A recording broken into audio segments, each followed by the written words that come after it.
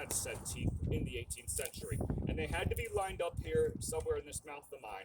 Not one down here, one up here, and gum the silly thing open. No, what would that do to your morale back then? I can't bite this thing open. I'm taking too long to fire off this musket. You guys would be like, we can't have this guy. He's going to get us killed. And also, the British regulars would be able to, depending on their training, be able to fire their muskets off simultaneously in volleys of fire 3 to 4 times a minute. Hopefully 4. Word would get around and you'd be a pretty terrifying force. You could fire off your musket 4 times a minute. That's a pretty fast rate of fire. It's not about accuracy, it's about speed. So back then, I would be biting this off, this charge right here, to get my gunpowder in the pan. I don't want to put my mouth on things at Fort William Henry. I don't want to spread dysentery and smallpox back then. I don't want to spread COVID, so I'm just going to use my hand. So I'll be putting this right here, into this pan right here, and closing my prism right here, and that is it, leaving it in the half-cocked position. Also, now that I'm going to be putting the rest of the gunpowder down my tube, notice I'm keeping my face away from the end of the tube. The British regulars were actually smart enough to keep their faces away because they did not want a new sinus cavity. Put the rest of it down there. Now, if you look at the northern barracks, you'll notice we have some red shutters. Pretty cool, right? Well, we used to use musket balls, but it's bad for tourism. So instead, we're going to be using a cardboard cartridge right here. That is, as soon as I take it out, this is what we'll be using, a blank charge. Won't be using a real live musket ball. Sorry, folks. It's just for safety reasons, and it's bad for tourism. I get the question all the time, are you going to use a real musket ball? No.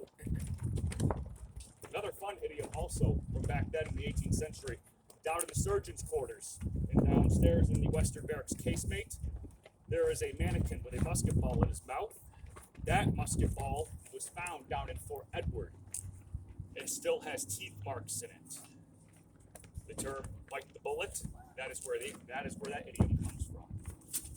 So now I'd be taking my ramrod and shoving my musket ball down there. No musket ball was an exact copy of the next musket ball that they would have. They would have to, really ramrod these things down. While I've been gabbing away this whole time, I probably would have been, what, by then in this 18th century? Dead. So, also, fun fact, since we are on a lakefront and there is moisture in the air, we've all seen the movie Pirates of the Caribbean, water and gunpowder, we get it.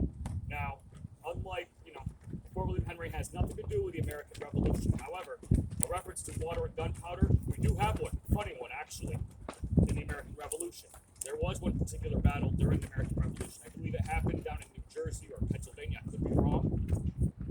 The British and the American forces would show up on a battlefield, and a freak thunderstorm had appeared, and doused all of the men, the muskets, the gunpowder, and the artillery. So what do you think they did back then on this battlefield as none of their firearms or artillery would go off? What do you guys think they did? I'll let you guess, sir. I guess hand-to-hand combat. Hand-to-hand combat. What do you think, sir? Go home. Close. What do you think, ma'am? Run away. Close. What do you think they did, sir? Got no clue. No clue. All right, not bad. What do you think, sir? Get drunk. Get drunk. No, they hurled out insults at each other for 15 minutes and then they went home. The day was won. They literally called each other names. That's it. But, to conduct yourself as a gentleman back then in the 18th century, this is how it was done, folks. So, to fire off the musket, also, there are 3 orders. First, I will be taking it from the half-cocked position to the fully cocked position.